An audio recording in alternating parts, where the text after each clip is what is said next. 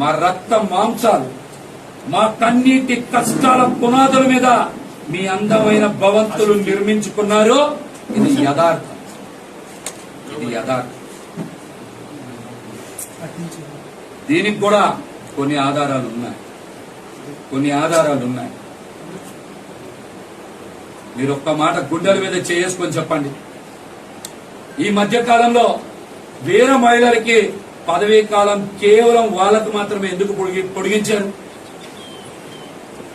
జిల్లా అధ్యక్షులకో, నగర అధ్యక్షులకో, రాష్ట్ర కమిటీకో, పొలిటికల్ అఫైర్స్ కమిటీకో మీరు ఎందుకు వాళ్ళ యొక్క పదవీ కాలాన్ని పొడిగించరా? ఎందుకు పొడిగించారు? వీర మహిళల్ని కూడా మోసం చేయాలని మీకు ఎలా అనిపించింది సార్? చెప్పండి సార్. వీర మహిళలను కూడా మోసం చేయాలని మీకు ఎలా అనిపించింది సార్? వరుసగా కాకినాడ మేయర్ సరోజ్ గారి, అదేవిధంగా విశాఖపట్నంలో ఒక ఎమ్మెల్సీ, మహిళా ఎమ్మెల్సీ గారు కానీ, శేషకుమారి గారు కానీ వరుసగా బయటకు వచ్చి జనసేన పార్టీలో జరుగుతున్నటువంటి అక్రమాలని, బ్రోకర్ల గురించి మాట్లాడుతుంటే ప్రజల్ని పక్కదారి పట్టించడానికే కదా మీరు 10 మంది మహిళల్ని పిలిచి వీర మహిళలకి పదవీ కాలాన్ని పొడిగించారు. అంతకు ముందెప్పుడు గుర్తు రాలేదే మీకు? అంతకు ముందెప్పుడు వాళ్ళని పిలిచి ఫోటోలు దిగలేదే? మహిళా దినోత్సవం రోజు కూడా మీరు వాళ్ళని కలవలేదే? వాళ్ళతో ఫోటోలు దిగలేదే?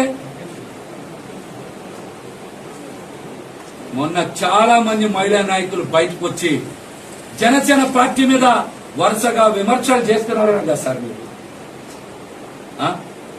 ప్రజల్ని పక్కదారి పట్టించాలి, మహిళల్ని ఏమార్చాలి అని మిమ్మల్ని నిస్వార్థంగా ప్రేమించిన వాళ్ళకు కూడా 4 కాగితాలు ఇచ్చి ఈ సమయంలో మోసం చేసిన మాట నిజం కాదా? మోసం చేసిన మాట నిజం కాదా? మీ ట్విట్టర్లో స్వయంగా 24/2018 మీ ట్విట్టర్లో స్వయంగా 24/2018 మీ కన్న తల్లి గారైన అంజనమ్మ గారిని ఒక ప్రముఖ ఛానల్తో పాటు సుజనా చౌదరి గారిని, ఆయన బినామీ ఆ ఛానల్ కి ఫండింగ్ చేస్తూ ఉన్నాయి. నా తల్లిని దూషించారు, మీరు తప్పనిసరిగా తీవ్ర పరిణామాలు ఎదుర్కోవాల్సి వస్తుందని హెచ్చరించారు కదా.